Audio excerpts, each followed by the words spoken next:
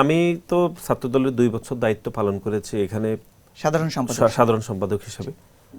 আপনি বলতে পারেন যে আমি জুলাইয়ের 19 তারিখ, যে আমরা যেখানে দাঁড়িয়ে রয়েছি তার পাশে কালভার্ট রোডে আমার দায়িত্ব ছিল 2024 জুলাইয়ের 19 তারিখ, যেদিন প্রেস ক্লাবে একটি বিএনপির প্রোগ্রাম ছিল। রুহুল কবির রিজভী আহমেদ গ্রেপ্তার হয়েছেন, মানে কারফিউর আগের দিন। সেখানে আমার মিছিল থেকে, মানে ছাত্রদলের মিছিল থেকে 3 জন শহীদ হয়েছেন, যারা 1 সেকেন্ড 2 সেকেন্ড আগের ছবিতে আমার পাশে দাঁড়ানো ছিল, পরের ছবিতে তারা সেখানে মারা গিয়েছেন। এবং আমাদের ঢাকা কলেজের ছাত্রদলের এখন বর্তমান মেম্বার সেক্রেটারি মিল্লাত খুবই বাজেভাবে গুলিবিদ্ধ হয়েছে। সে যে বেঁচে আছে, আমাদের ঢাকা মহানগরের ফখরুল, ঢাকা কলেজের ইমরান এখনও থাইল্যান্ডে চিকিৎসাধীন রয়েছেন, আমাদের কনভেনিং কমিটির সদস্য।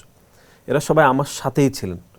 তো গুলি তো করা হয়েছে এরকম না যে আপনাকে করেছি ওকে করি নাই, নির্বিচারে গুলিবর্ষণ হয়েছে।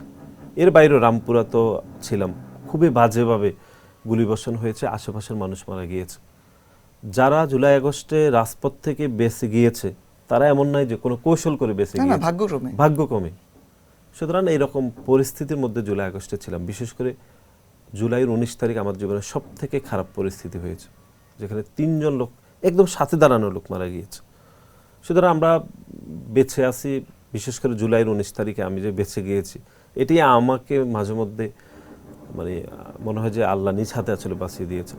আমাদের 3 জন যারা গুলিবিদ্ধ হয়েছেন, মানে এত খারাপভাবে গুলিবিদ্ধ হয়েছেন, আমাদের মিল্লাদের এখানে গুলি লেগেছে, আর যদি একটু এদিকে লাগতো ওইখানেই মারা যেত। আমাদের ঢাকা মহানগরের ফখরুলের গুলি এইখান দিয়ে ঢুকে এইখান দিয়ে বের হয়েছে।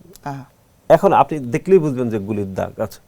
আমার সাথেই দাঁড়ানো ছিল, মানে থাকে না প্রেসিডেন্ট সেক্রেটারির সাথে দাঁড়াতে থাকতে হয়। আমাদের ইমরান এখনও চিকিৎসাধীন আছে, আপনি এখনও যদি পায়ের ছবি দেখেন আপনার বুক কেঁপে উঠবে। তো আমরা সেই পরিস্থিতি থেকে তো বেঁচে গিয়েছি। আমার ব্যক্তিগতভাবে কোনো প্রত্যাশাই নেই আর। আমরা দায়িত্ব পালন করেছি, আল্লাহ আমাদেরকে সুযোগ দিয়েছেন। এরকম একটা আন্দোলনে ছাত্রদলের মতো একটি বড় সংগঠন রাজপথে শক্তিশালীভাবে ছিল। 142 জন আমাদের সহকর্মী মারা গিয়েছে, এটি কোনো সহজ কোনো কথা না। এই ছাত্রদলের সবাই নিয়ে আমাদের পরিবার, সেই প্রতিদিন ছাত্রদলের নেতাকর্মীরা শহীদ হতো। পরিবারের সাথে কথা বলতাম, তাদের দাফনের ব্যবস্থা কোথায় কি হচ্ছে, আমাদের তখনকার সময় ভারপ্রাপ্ত চেয়ারম্যানকে অবহিত করে আবার রাজপথে যাওয়া, আবার পলিসি মেকিংয়ে কাজ করা, এটি জুলাই আগস্টের সব থেকে কঠিন ছিল আমাদের জন্য, বিশেষ করে আমি আবার আমার সভাপতির জন্য।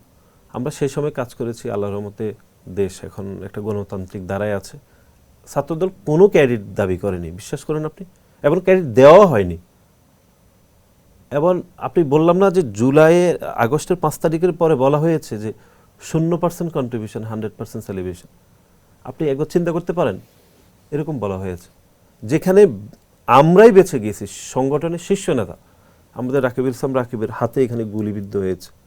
আমি তো জানেনই যে এখানে কিভাবে আমরা বেঁচে গেছি। সেই সংগঠনের আমরা সেই সময় দায়িত্ব পালন করেছি। আমাদের ব্যক্তিগতভাবে কোনো ক্যাডেট দেওয়া হয়নি, আমরাও চাইনি।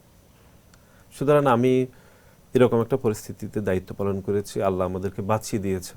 19 তারিখে জুলাই এই রামপুরা তো খুবই খারাপভাবে হয়েছে, আরও 2-3 দিন পরে। তারপরে 20 জুলাই আমরা প্রথম ঢাকা শহরে কারফিউ ভেঙে মিছিল করেছিলাম, বাংলাদেশের সকল গণমাধ্যম দেখিয়েছিল। সেই কারফিউ ভাঙার মিছিলের পরে পুলিশ গুলি করেছিল শান্তিনগর এলাকাতে, আমাদের কেউ গুলিবিদ্ধ হয়নি, নির্বিচারে গুলিবর্ষণ করেছে। তো আমরা এই পরিস্থিতির মধ্যে গিয়েছি। সুতরাং নতুন করে আমাদের এখানে কোনো চাওয়া পাওয়ার আসলে কোনো কিছু নেই। আপনাকে সহজ করে বললাম, ছাত্র সংসদ নির্বাচনগুলোতে আমরা খারাপ রেজাল্ট করেছি, এটি নিঃসন্দেহে ব্যর্থতা, কিন্তু অনেক কারণ ছিল। তারপরও আমি মনে করি জুলাই আগস্টে আমরা পুরো বিএনপির প্রতিনিধিত্ব হয়ে আমরা প্রতিনিধিত্ব করেছি সামনে থেকে।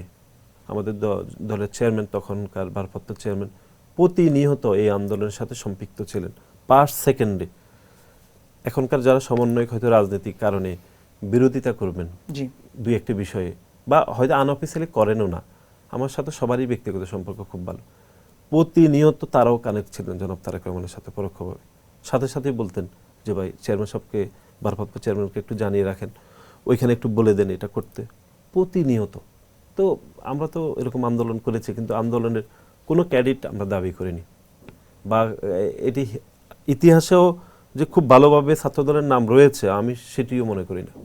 তো সুতরাং চাওয়া পাওয়া প্রত্যাশা এগুলো নাই।